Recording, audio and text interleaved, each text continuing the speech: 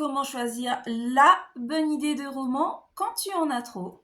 Hello ma jolie plume, c'est Vanessa et j'espère que tu vas bien aujourd'hui. Toi et moi on le sait, on parle souvent du manque d'idées. Mais il y a un autre problème plus silencieux, avoir trop d'idées.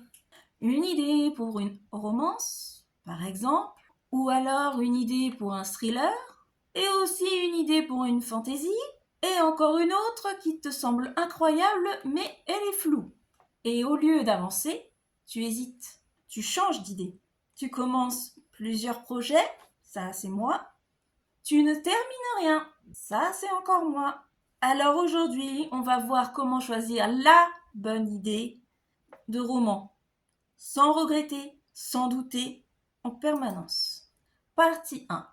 Il n'y a pas une idée parfaite. C'est la première chose à comprendre. Tu n'as pas une seule bonne idée.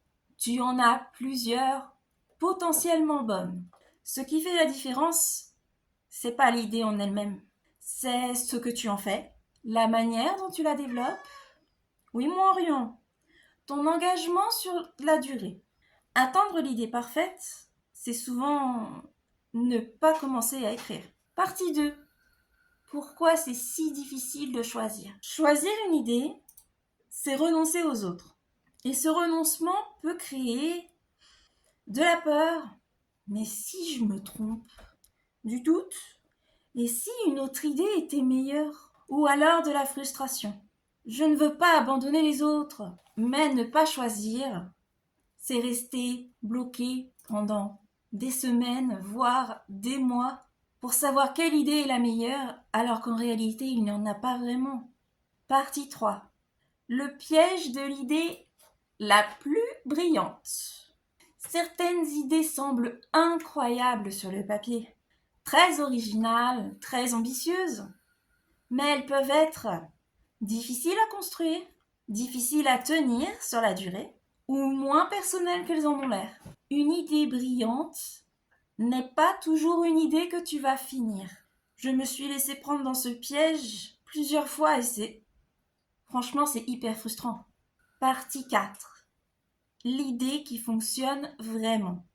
La bonne idée n'est pas forcément la plus impressionnante. C'est celle qui te donne envie de revenir, te touche émotionnellement, te donne des images, des scènes, même quand tu n'es pas devant ton écran ou devant ton carnet, te fait réfléchir même quand tu n'écris pas. Ce qui revient exactement à ce que j'ai dit un petit peu avant. Mais bref, c'est pas grave. Autrement dit, ce n'est pas une idée que tu admires, c'est une idée que tu habites. Si jusque-là cette vidéo t'aide, mets un pouce en l'air, ça soutient la chaîne. Merci à toi. Partie 5. Le test de l'endurance. Pose-toi cette question. Est-ce que j'ai envie de passer plusieurs mois avec cette histoire? Un roman, c'est un engagement long. Je ne le répéterai jamais assez. Si une idée t'enthousiasme pendant seulement 2 jours, elle ne tiendra probablement pas sur la durée. Désolée de te le dire. Partie 6. Clarifier chaque idée rapidement. Au lieu de réfléchir dans le flou, fais un mini-test avec chacune de tes idées. Je m'explique. Note le personnage principal, son objectif, le conflit principal, une scène clé. Très vite, c'est les chats qui courent, très vite, certaines idées deviennent plus claires, plus vivantes, plus intéressantes aussi. Et d'autres, elles perdent de leur force. Partie 7. Accepter de ne pas choisir parfaitement. Tu peux pas savoir à 100% si ton idée va être bonne, mais tu peux choisir une idée suffisamment bonne pour commencer. Et c'est tout ce dont tu as besoin. Le reste, il se construit au fur et à mesure de l'écriture. Partie 8. Les idées ne disparaissent pas. Beaucoup d'auteurs ont peur de perdre Orion le mur. Beaucoup d'auteurs ont peur de perdre leurs autres idées. Mais une idée, elle n'est pas perdue. Tu peux la noter dans une sorte de carnet qui te sert à ça, ou la garder dans ton esprit et y revenir plus tard du coup. Choisir une idée parmi toutes celles que tu as Ne ferme absolument pas les autres portes. Partie 9. Le vrai critère, ton engagement. Au final, la meilleure idée est celle pour laquelle tu es prêt ou prête à continuer à écrire même quand c'est difficile, écrire même quand tu doutes, revenir encore et encore dessus. Parce qu'un roman ne se construit pas seulement avec une idée, il se construit avec de la constance. Pour terminer, tu n'as pas besoin de la meilleure idée.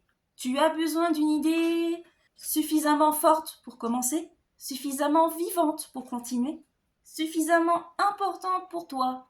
Oui, je sais, il y a encore beaucoup d'adverbes. Et c'est moi qui écris mes scripts. Ok? Et ensuite, tu la transformes. Si cette vidéo t'a plu, n'hésite pas à t'abonner à la chaîne si ce n'est pas encore fait, à aimer, à commenter et à partager la vidéo. N'oublie pas, écris avec passion et vis avec douceur. Ciao!